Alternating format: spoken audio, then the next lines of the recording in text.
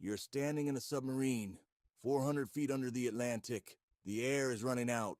A depth charge just exploded next to the hull. Your captain believes the war has already started. He's reaching for the key that will launch a nuclear torpedo at an American ship above you. One officer refuses to agree. That single refusal is the reason you're alive today. But to understand how it got to this, you have to go back 13 days to a photograph nobody wanted to believe. It's October 1962. The Cold War has run over a decade, fought through spies and proxy wars, because both sides have enough nuclear weapons that nobody wins a real one. Cuba changes that math. A year earlier, the U.S. backed a failed invasion of the island, and Fidel Castro, afraid of a second attempt, turned to the Soviet Union for protection. Premier Nikita Khrushchev saw his opening. The Soviets were far behind America in long-range missiles. But Cuba sits 90 miles from Florida. Put medium-range missiles there, and Moscow doesn't need long-range rockets at all. It needs geography. Soviet ships quietly carried missile parts across the Atlantic under crates of farm equipment.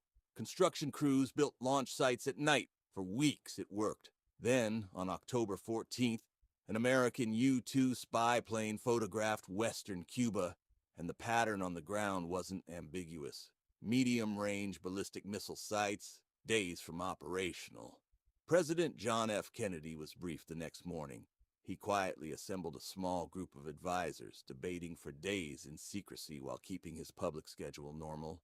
Some wanted an immediate airstrike. Others warned that bombing Soviet troops on Cuban soil meant war, and the Soviets would strike back somewhere harder to defend, like West Berlin.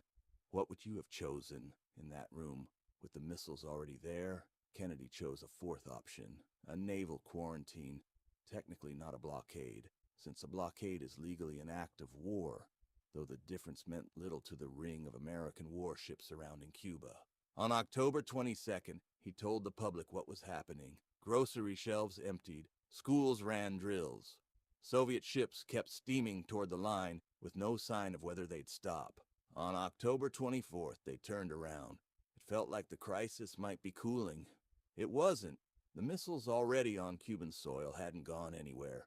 Then came October 27th, the day historians call Black Saturday, the most dangerous day of the whole Cold War.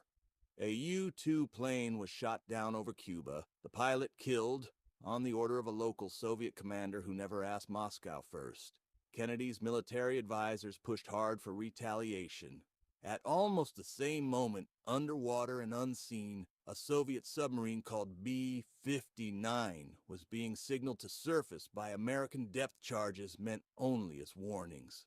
The crew had lost contact with Moscow for days. As far as they knew, war had already started. Protocol let the captain launch a nuclear torpedo if he believed that, but only with two other officers agreeing. One of them, Vasily Arkhipov, refused. He forced the crew to surface and wait instead. The captain backed down. No torpedo fired.